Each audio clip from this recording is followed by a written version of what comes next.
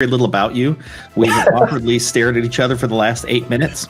It's everything about the concept is what we don't do anymore. We don't just have conversations with people where there's not an agenda. Right? It's like meeting a stranger in a parking lot or something, and then like, hey, you want to have coffee? Yes. Oh, so how you doing? How's your day? Exactly. Well, we are live here, Coffee with Humans, with my soon-to-be new friend, Christina. She's still actually a stranger. I only met her about 8 minutes ago. That's the essence of Coffee with Humans. Two people just bumping into each other randomly and then saying, hey, let's go have coffee. Before we got on the broadcast, I was thinking if we could have this discussion anywhere, where would that be? And I came up with we could be sitting in Iceland in a hot spring. Lovely. If you could have this discussion anywhere, where would it be for you? Love this question. I'm stumped right now. I'm not really a beach person in terms of getting in with the aquatic life, but I do like to be near it and feel the breeze from it. Okay. And so anywhere by a beach. What drew you to clicking the button to have coffee with me? Was searching and I found this one and it grabbed me, it pulled me in, and it just seemed, your podcast and Coffee with Humans seemed very welcoming, that you were really eager and enjoyed just making meaningful connections. Coffee with Humans is like Sunday brunch. I love Sunday brunch. Okay, good. Because, well, you're in the right place. Only There's no food.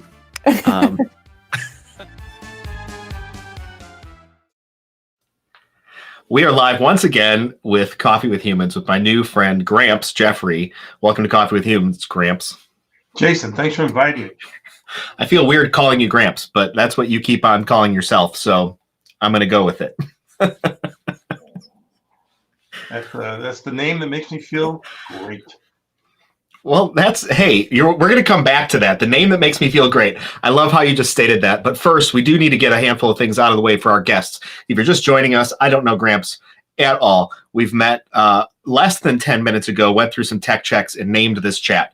So you're invited to our coffee conversation, two strangers bumping into one another and saying, want to have coffee. But I do need to know, where are you located in the world, and why did you choose to have coffee with me? I am located in Scottsdale, Arizona. I can see the snow on your ground. I look out and I see sunshine. That's where I'm at.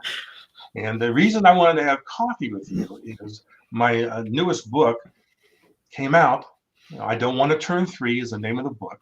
And I want to share it with your listeners. And I specifically want to make sure that grandparents get involved with reading this book to their kids. Wow. All right. So the name that makes you feel great is Gramps. Why is that? Give me spill some wisdom. The reason I like Gramps is, I have 6 grandkids. They're anywhere in age from 1 to 1 just turned 9 years old. And I found out early on that the kids could get to the G's pretty fast when they were growing up. So I figured, hey, Gramps is a good name. And then, it's Gramps Jeffrey. And the reason that I chose Jeffrey is my middle name. And for years, my wife always spelled it the wrong way. So I figured that if I put it on a book, she'll learn how to spell my middle name. And so that's why I'm Gramps Jeffrey. Okay. So your wife misspelled Jeffrey? How many ways are there to spell Jeffrey? Well, instead of Jeffrey, it's Jeffery. And for years, that's how she spelled it. So now she's spelling it the right way, and I feel good about that. All right, that's good. Well, I'm thrilled that you're on Coffee with Humans, and I think it's fantastic that you've got so many grandchildren. Now, were you able to congregate together for Christmas in the same area? No, the reason I really wrote this book was, living this past year because of the pandemic. Because of the cause of COVID-19, in isolation, except for being able to be with friends and some family, it gave me a special time to interact with these grandkids. And I got to tell you, what a trip. Reason being is, all 6 kids that have the different kinds of personalities, and the one thing they do have in common is a sense of curiosity. So it gave me a chance to really, from the outside in, look and see how these kids interact with each other. And it became very apparent that when they turn 2 to 3, there is a dramatic change in how they act. Okay. What is that change that is based on your observations? Well, just so you know, I've got 2 grandkids here with us in Scottsdale, Arizona. I've got 2 grandkids in Austin, Texas, and I've got 2 in Orlando, Florida. And so we were able to get together once all together, and I had 4 of them together for a while. But what really became apparent to me is, at what age do we take responsibility? Is it 3 years old? Is it 13 years old? Is it 23 years old? I can tell you, being a baby boomer, there's plenty of guys that are 63 years old, and they still don't take responsibility. And so that was really the reason I wanted to write this book is, the whole idea of taking responsibility. And when do you find out that you are me and it's us? It's just not me, it's us. And so that's really the theme of the book. That's an interesting observation, because it's true. When we look at young kids, the toddlers, right? It is always me, me, me, me, me. It's I. It's all my stuff. It's my things, and it is up to parenting, and maybe grandparenting as we're talking about, to instill in the child that the world does not rotate around them. There was something interesting I read, maybe heard. I don't remember recently. And it was that it's actually fathers.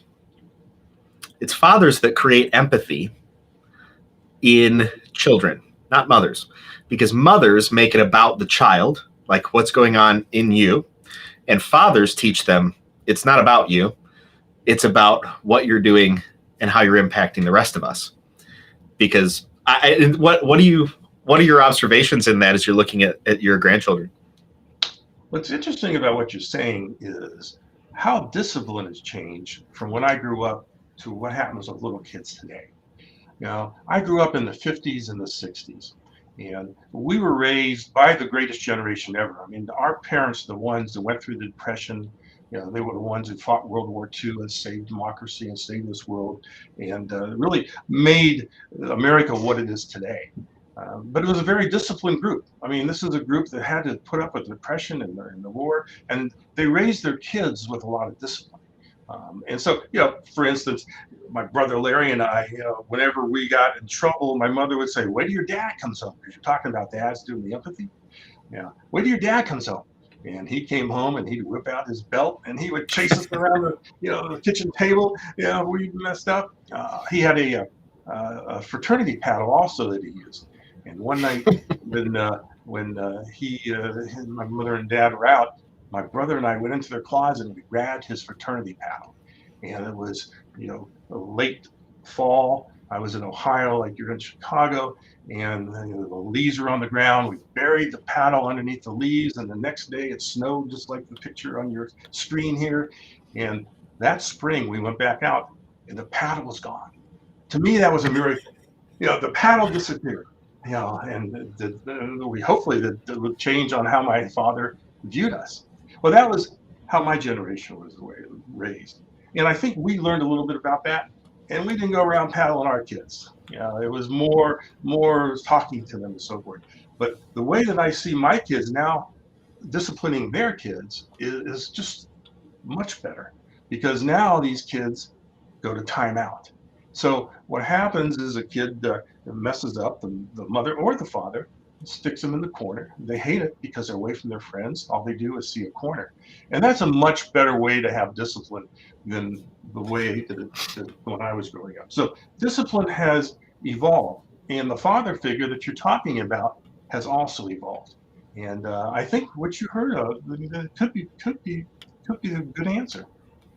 Yeah, I think it's an interesting thought to noodle on for sure. And I look at my own self and I think, well, I'm pretty in touch with my feelings, and I can hold space with people who are working out their feelings. But when it comes to discipline, I don't necessarily care about your feelings. I care about your results and your actions. I'll get to your feelings later.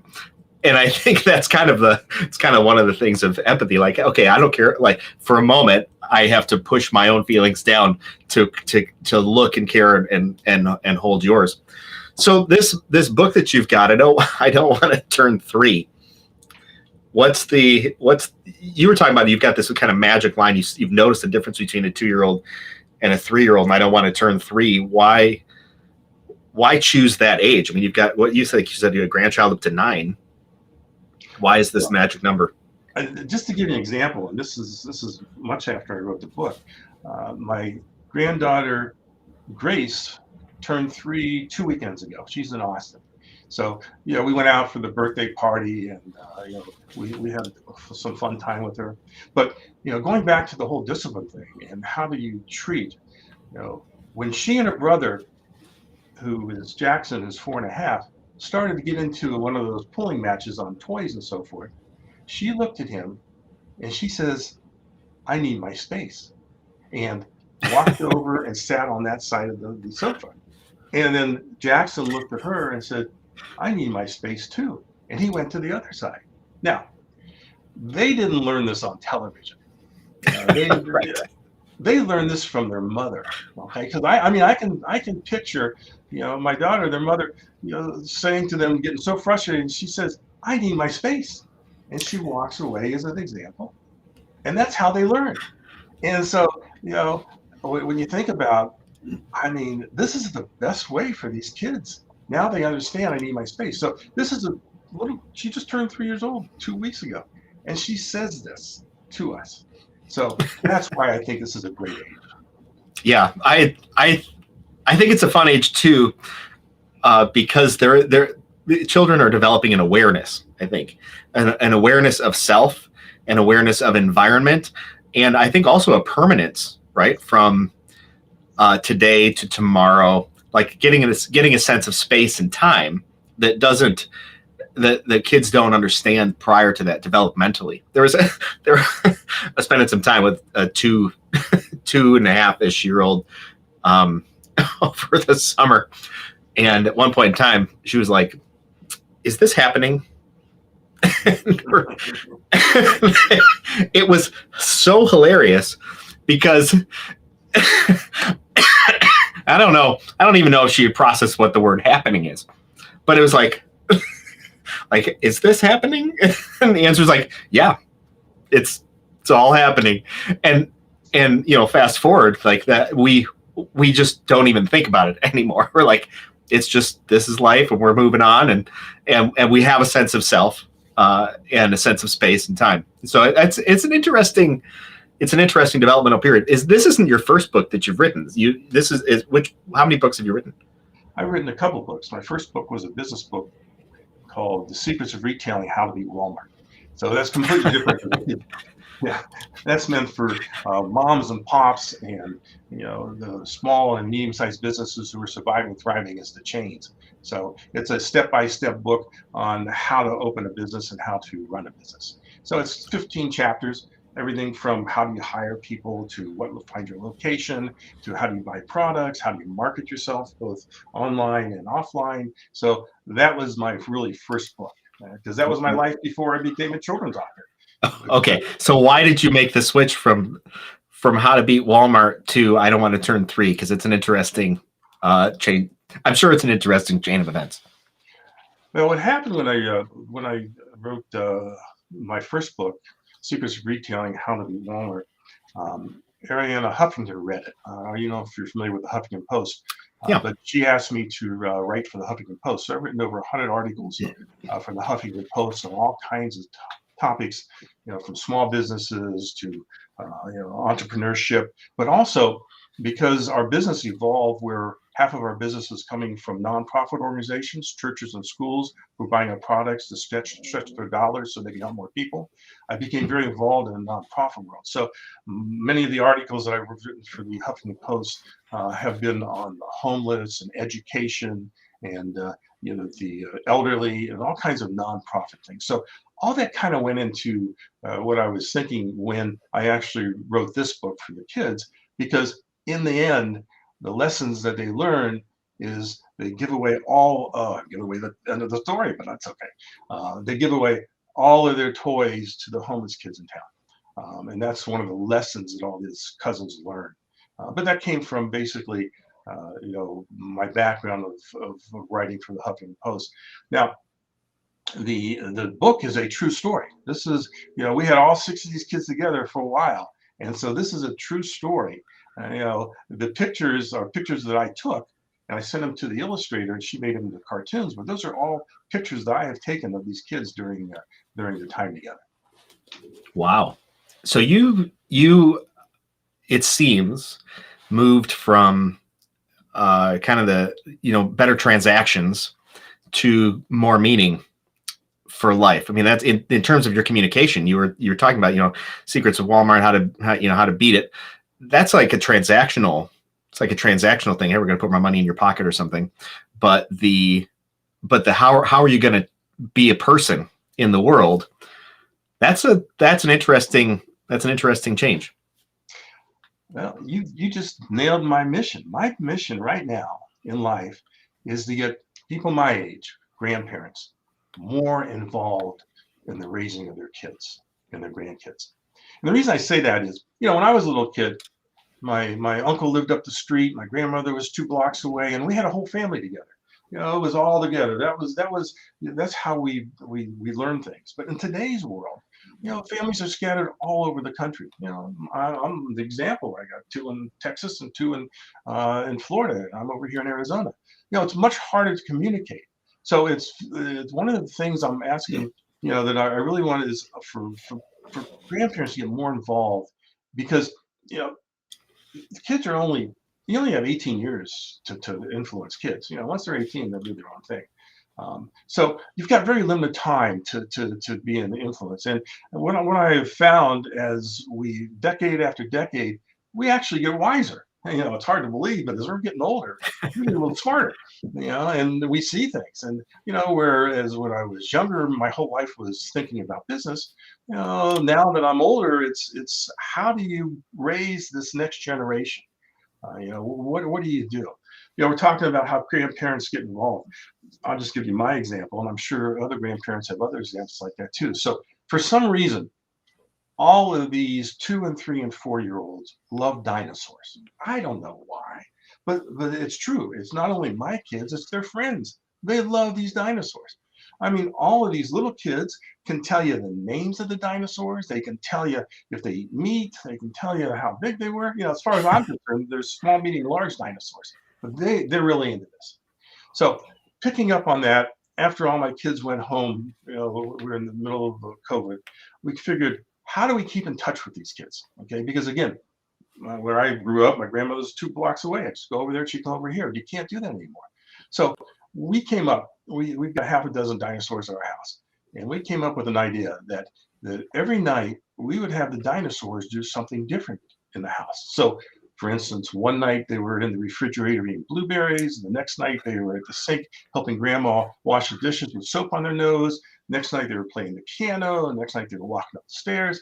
So we came up with 50 different ways that the dinosaurs every single night were doing something different. So what happened was, because as you well know, little kids are so busy, they don't take time to call you. You have to call them. But what happened was, we became part of their routine. So when right when they're ready to go to bed, they would say to the mom and dad, let's call Gramps. So they would call on my wife's iPhone, so they get Facebook, and they call and they immediately say, "Where's Gramps? Where's Gramps? We want to see what the dinosaurs are doing tonight." And so that was our way of continuing to stay in touch with these kids. And then, as things, every night there'd be a little different lesson about the dinosaurs and why they were where they were. And so we got them to call us. Now, I'm sure your listeners can have all kinds of different other ways to keep in touch with their kids, but it's just so important that we, as the oldest generation around, that we keep in touch with these little kids, because I am thoroughly convinced that this generation, these kids 1 to 10 years old, are the smartest generation this country has ever produced. And there's several reasons for it. One of them is, the internet age and the electronic age. It helps get them educated so much faster, gets them exposed so much that they just need the grandparents involved to help level that out, so that we really get them going in the right direction. Yeah, I think it's critically important that the family unit, generation to generation, communicates, because like you talk about, ideally, age, experience leads to wisdom, right?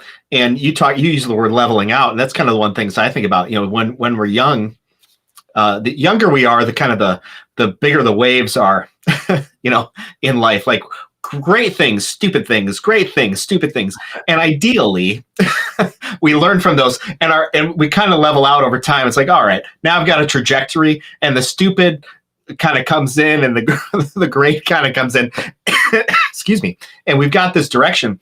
But if we don't see that communicated, if those nuggets of wisdom that lead to, I think, better decision making, if those aren't recommunicated back to the youngest generations, I think it creates an instability actually in social environments that we try and compensate with knowledge. But knowledge and wisdom are two different things. The applied knowledge, the applied experience of somebody in the older generation, combined with the relationship with that with the younger generation, I think creates a kind of a permanence of the lesson in that child that then they bring forward, and I think it stabilizes people's hearts and minds.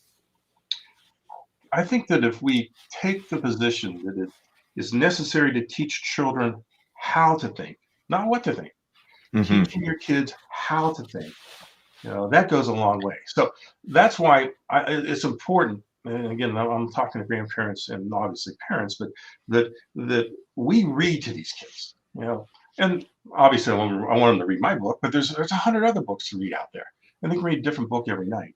But when you think about what is the real reason to read to kids, and again, we're trying to teach them how to think. So one of the reasons that we need to read to kids is because the whole bonding experience. Right? There's 10, 15, 20 minutes where this is you and the kid alone, and you're actually there looking, and it's just a great way to spend time together and concentrate on something. So that's one reason why we all should be reading to our kids every night, during the day too, but every night. Another reason that we should all be reading to these kids is it supports listening skills. Now, you and I, as we grow older, I think we have realized listening skills is the best skill that we can have. The more we listen, the more we learn. And so if we can teach these kids when they're 1, 2, 3, 4, 5 years old to listen for that 15, 20 minutes, that is a skill that goes into exactly what you're talking about. It incorporates what else they learn, the hard facts. This is the things they need to be able to learn. Another reason that we should always be reading to these kids is it helps develop cognitive and developmental language. I mean, there's all kinds of words in books that they don't understand. So it gives you a chance to sit there and explain what that word means, or for them to learn a new word. And so it's good to be reading books. And then another reason is the attention span. There's 15, 20 minutes where they concentrate. It helps with their attention span. They're not bouncing off the walls. So I encourage all of your listeners to take that extra effort to read to these kids. Because again, we want to teach them, how to think. Not what to think, but how to think. And reading starts that process. I totally agree with you. On the topic of how to think, I believe that one of the critical aspects of reading any sort of book is that you spend a certain amount of time with the topic, and the topic develops. So you don't just get to the point right at the end. You develop the point over a period of time, examples and citing other pieces of information, and the thought process sort of unfolds to your point. Whereas in this soundbite generation, and I do stuff on TikTok, but so I'm not condemning it in any way, but the soundbite generation where we just leave the point, boom, there. How we got to that point is a little bit open to interpretation, and we will not take the same path. If you said, you talk about wisdom and experience and developing over older age. Well, your experience with that is different than mine. If I read 100 pages of how you got to that understanding, you're going to teach me something in those 100 pages that I have never had a part of my experience. But if you just leave that one little word there, that one little phrase, it's only my experience that leads me, or that informs that point. And I think that that's a detriment to us. I believe that we need to have a more full understanding of each other's stories and journeys to be able to incorporate it better into our own lives, like to the point of leveling off. You know, if I've got my experience and I hear from my parents' experience and I hear from my grandparents' experiences, I have a more complete understanding of the world over a century that I would never have had any other way. Yeah, I think you bring up a good point. Going back to why do we even need to read to these kids? You know, first of all, if the kids, you're going to sit down with your kid and read a book, let them pick out the book. You know, so they become involved. Make sure they're the ones that bring you the book and say, you know, hey, this looks like good. Let's do that. So even before you open up the book, you should say to them, you know, what do you think is going to happen in this book? You know, again, getting them to start thinking. What do you think is going to happen in this book? They bring you the book, you see the book. What do you think is going to happen? So always ask, question your little kids because they can get to it. And then, you know, while you're during reading the book, you know, who are the characters in this book? So they can get a chance to think about other people besides themselves. You know, what is the setting? You know, is it snowy like yours or is it sunny like mine? So, you know, what is the setting of this book? And then, you know, when you're all done with the book, you know, you close it and say, what was your favorite part? Let them tell you. Because again, it pulls out to them. They start to question. They start to ask. So again, going back to your point is when you're reading these books, there's so much involved in just picking up a page and turning it. I like what you say about getting them involved with not only choosing the book, but then assessing or allowing them to assess their experiences while listening to that book or reading that book themselves. Because I believe it also in that moment, it creates that relationship and that bond that is kind of the point. And what we're talking about is being an involved grandparent. If you're going to be involved, you need to create a relationship. One of the best ways to do that is to get person talking. I think the best question that I've heard my kids ask their kids, and they ask it to them every night, is what did you do today that was nice to someone else? You know, when you're a 2, 3, 4-year-old, your mom and dad says, what did you do today that was nice to someone else? Well, the first time you asked that, they didn't do anything. You know, they had a fight with their brother. But if you think about it, if you ask that to your child every single day before you go to bed, what did you do today that was nice to someone else? It helps change a whole mindset. They will actually start thinking about, well, how can I help that person? How can I help my friend, my cousin? You know, so I guess if your listeners get anything else out of this, if they can get their kids involved and ask them that question, it's got to turn into a better world for all of us. And I think this upcoming generation is the one that's going to do it. What would you say to parents maybe who are resistant to sometimes to having grandparents involved for whatever reason in the development of their children? I know it's a difficult question, but what are your thoughts based on your own wisdom? Let's look at it a different way. You know, I look at my generation, my baby boomers, and some of them are involved like I am with their grandkids, but I can tell you that probably 40% of them say, hey, I raised my kids. You know, it's their business. You know, I took care of it. I got things to do. I got more fun things to do. You know, and that's who I want to talk to, is these grandparents that don't want to get involved with their kids. That's one way to look at it. The other way to look at it, if you've got kids that don't want their grandparents to be involved, then I guess you just walk away. But I find that difficult to think that any kid would not want their grandparents involved, just to be babysitters, nothing else. You know, it takes a village to raise a kid. You know, I remember that Hillary Clinton wrote that book many, many years ago. It takes a village, but it really does. Especially if it's not a complete family, or if there's not mom and dad, if there's only a dad, if it's only a mom. You know, it takes more than one person to raise a kid. Plus, it gives that kid an aspect, like you were talking about earlier about different generations. It gives them an aspect of the way the world is looked at. And again, we want to teach them to think, not tell them what to think. And so it's just imperative that take a village to raise that kid. One person can't raise a kid. Yeah, we are only probably 2 generations off from a community environment, and people didn't used to travel quite as much as they travel now. We weren't quite so disconnected. socially. I mean, we think we're more connected now because we can technologically associate with one another. However, from a physical standpoint, we are more disconnected than we are connected. And it used to be, I mean, I can remember this, that my great grandma my great grandma and grandpa lived with my grandparents, who lived just, I don't know, 10 minutes from my house. And I saw them frequently. And I didn't necessarily know them. I was very young. I didn't know my great grandparents very, very well at all. I was super young, but we were all in sort of a communal environment. And I think that I to your point, like I thought it was great. I have fond memories of that. And my grandpa would take me fishing, and, grandma would, overfeed us. We learned the lesson that you never clean your plate entirely, because she's just going to slop more food on there. I don't know why, it was just her thing. But it was really fond memories from living in that communal environment. And I think of some, friends I've got who never knew really their grandparents because they lived on the other side of the world, or the other side of the country rather. And they regret it. They regret not knowing the previous generations. Interesting, you're talking about memories that you had with your grandparents. I mean, they come back up. I mean, you're 20, 30, 40 years later, you remember good and bad. I'm sure you have some bad memories.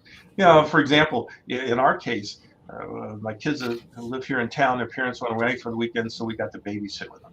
And so we said, okay, we're going to play real grandparents. So, we got the Wii here. I don't know if you remember the Wii from 20 years ago, but you can go all kinds of games on it. We're in Arizona, so we went swimming. We went to the park. We played soccer. We played tennis. We went to the museum. We did all this great stuff over the weekend. And on Saturday night, my wife said to Levi, who's 6, who's a very picky eater, she says, I want you to eat this. He says, I'm not going to eat this. She says to him, if you don't eat this, you're not going to be able to watch TV the rest of the night. Okay. So when we took the kids back over, his sister is Olivia's 9. We took the kids back over to the parents the next day. The parents says, what happened? Like, we had a great time. We went to the park. We read books. That was Olivia. The only thing that Levi said to his parents is, Grandma made me eat something I don't want. And he's going to remember that when he's your age. Okay. But those are the kinds of things that we have to do. We have to instill those memories, good and some bad like that, into these little kids, because it does make a difference. Talking to your friends, those that have memories, they smile.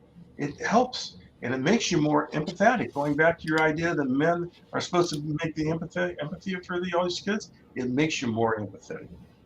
Yeah, and I also think that we as people, sociologically, I think we're built to know our ancestors, and this is proven time and time again, anecdotally, that when people don't know where they came from, they go on at some point in time a quest to discover it. And it's almost like a sacred quest for a lot of people at a particular time in life, it seems. Where did I come from? Who were these people? And it informs identity, I think, in a lot of ways. And either an identity that we want to be like, or an identity we want to not be like. Rarely is it just kind of like, take it or leave it. It's like, I want to be like my grandpa, or I really appreciated this about my grandpa. I really appreciated about this my dad or my mom. Or I desperately don't want to be like my dad, or I desperately don't want to be like my grandpa, right? It seems that we need, as people, some understanding of our ancestry to inform our identity. That's why we've got to get my generation involved in raising these little kids. Again, going back to there's only 18 years. You've got that small, and these decades go fast. 2 decades go very fast. So the other reason, on a selfish point of view, for us as the older guys and girls, is we're here today, gone tomorrow. I can't tell you how many people I have lost just because of COVID. If you think about that, on top of everything else, just the normal dying, we don't have much time. So it's important that we spend quality time with these little kids. Even if we don't think we're giving them knowledge, we're giving them something. They're picking up something from us. We've got to make sure that we take advantage of today, because we may not be here tomorrow. So we've got to become part of that routine of these kids. Where I grew up and where you grew up, your family was part of your routine. I'm part of my kids' routine with our dinosaurs. But you got to come up part of these routine with these kids because you do have an influence and you will make a difference. So that's what I feel about that. Yeah, I think your message is a very important and I think overlooked message because I know that I think it started probably in my generation that there was an emphasis on achievement, right? Go off and achieve something in the world. Whereas prior to that, there was an emphasis on, I think, family and relationships, and there was an importance to raising. I think I have maybe careful how I say this because I want to paint with too broad of a brush, but I think there is a change in importance on raising children. And there was a guy, I think it was Ben Shapiro, who said something like, since when did it become more important for a person to go to the office and like be an accountant and make sure all the numbers go into place?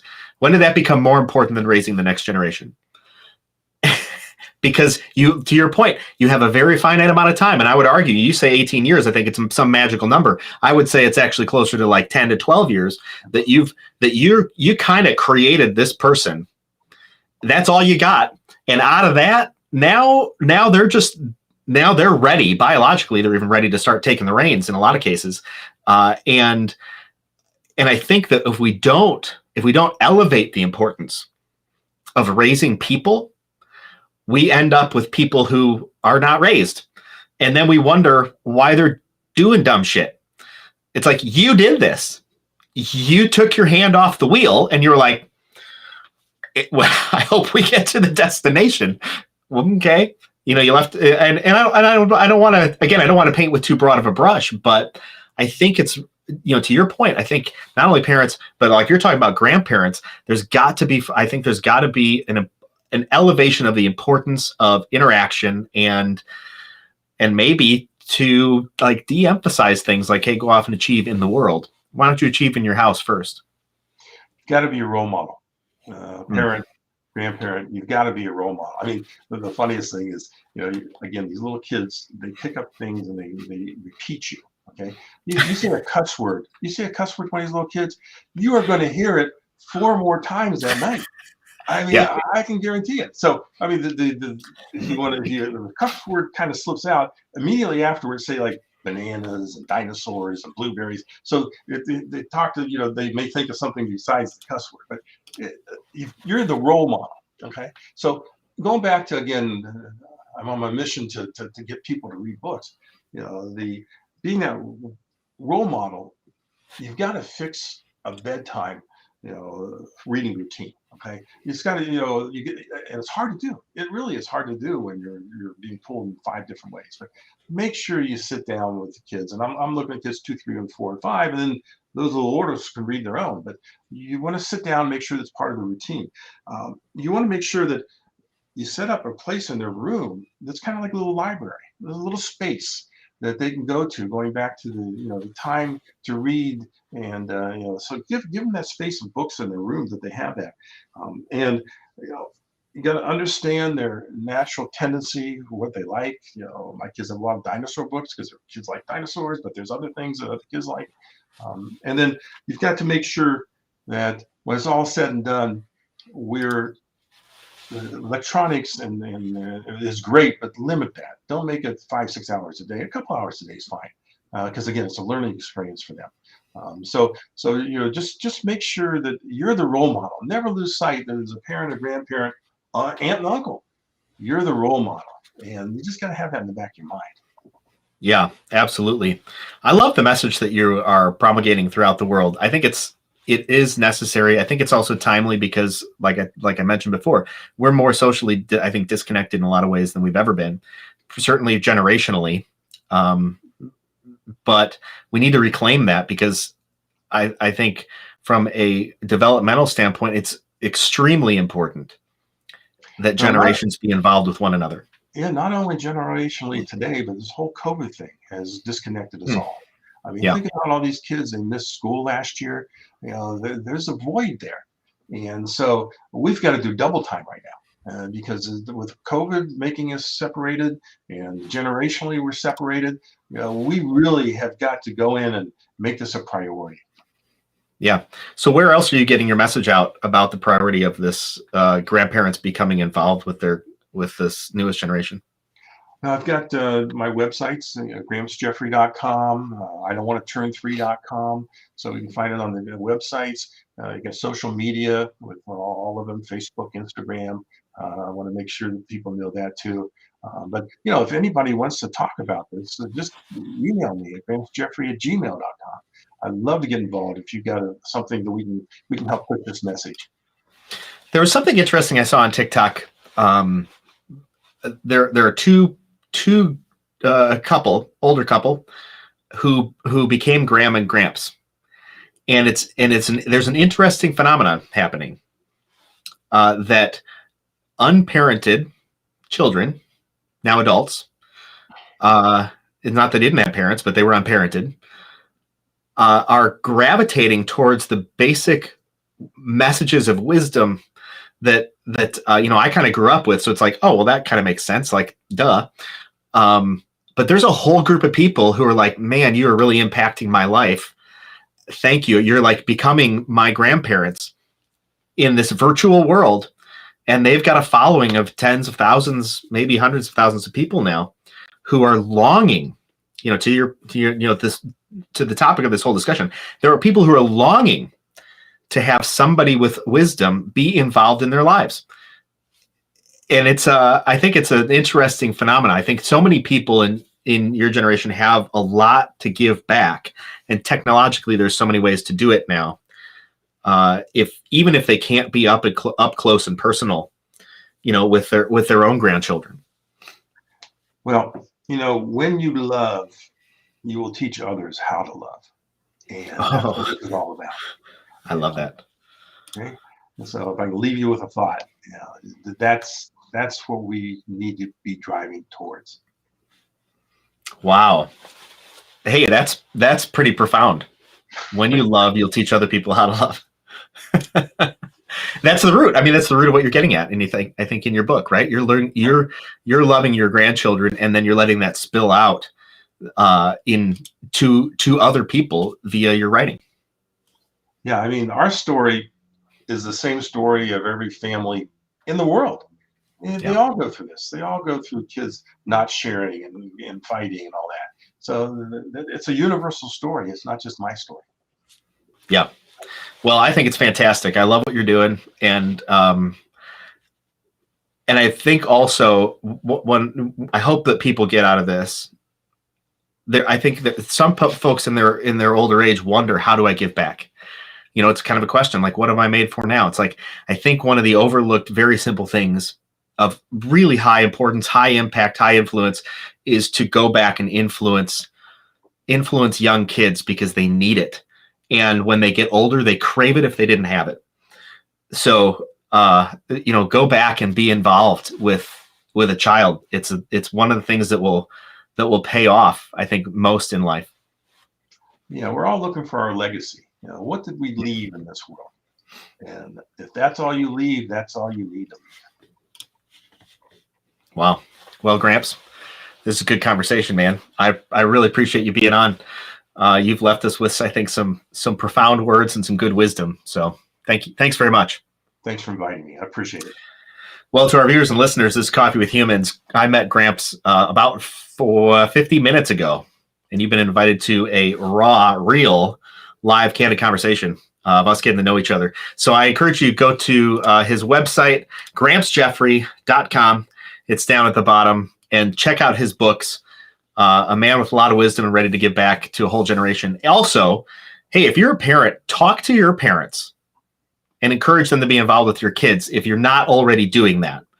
And if and I would also say this, if you are missing your grandparents, if you don't have grandparents, go find some. I think there are a lot of people who would be willing to be, grandparents to kids who just don't have any. I think that's really important. So Well, Gramps, it's time, man. I'll see you on the other side.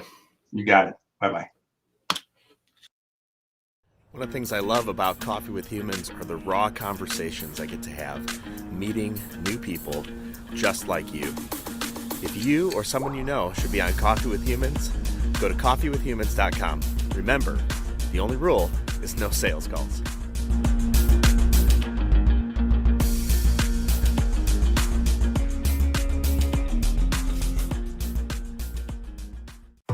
This has been Coffee with Humans. Subscribe to get updates or click to have coffee with me. coffeewithhumans.com.